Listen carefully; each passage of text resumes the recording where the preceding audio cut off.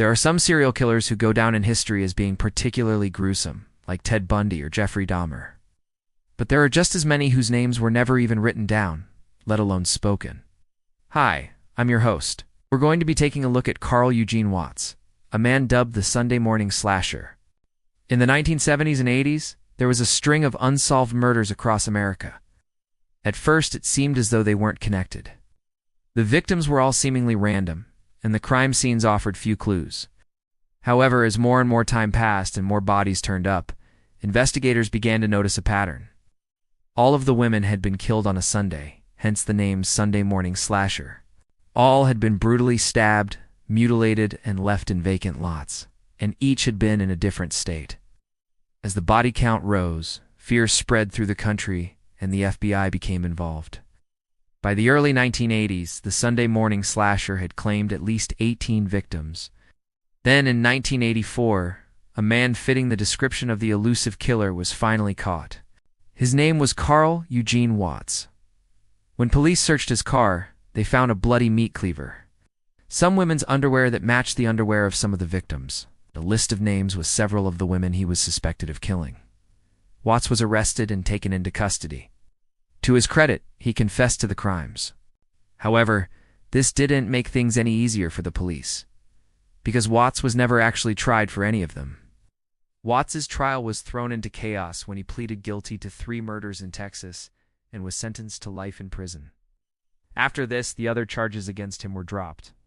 In fact, only 2 murders were ever formally charged. Why? Because Watts refused to cooperate with authorities.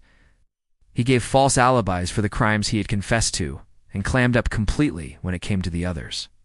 It was likely that Watts didn't want to give the police any more information than they had already gotten from him. And by refusing to testify, he managed to get himself a much lighter sentence. So what do we know about Watts and his crimes? Well, unfortunately, not very much. The case was never fully investigated, and many details surrounding it are therefore unknown or disputed. What we do know is that Watts was born in 1946 in Louisiana.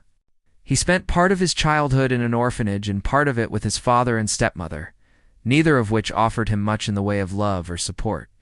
As a result, Watts developed a serious anger problem, which he took out on animals. He liked to beat them, stab them, and cut their limbs off. He did this to dogs, cats, rabbits, and birds, and even kept a pair of squirrel pelts as trophies. When Watts was 17, his father bought him a hunting knife. Watts would later say that this was the first of many knives he owned. And if reports are to be believed, Watts began killing people with these knives as soon as he could. His first victim may have been his half-sister, although her death was ruled a suicide. His next confirmed victim was his first wife, whom he killed in 1966. He then served in the army for a short time before returning to civilian life and marrying again. His second wife disappeared in 1972 and was never seen again. At this point, Watts began traveling the country, working odd jobs and killing women. Today, he is officially known to have killed at least 8 women. He was also officially linked to the deaths of 2 others.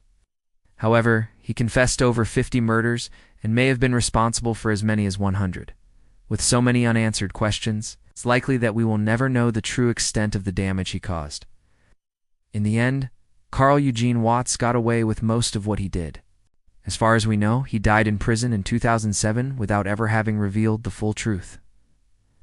That's all for this episode. If you enjoyed the video, please like, comment, and subscribe to show your support. And don't forget to join our community. Till next time, stay safe.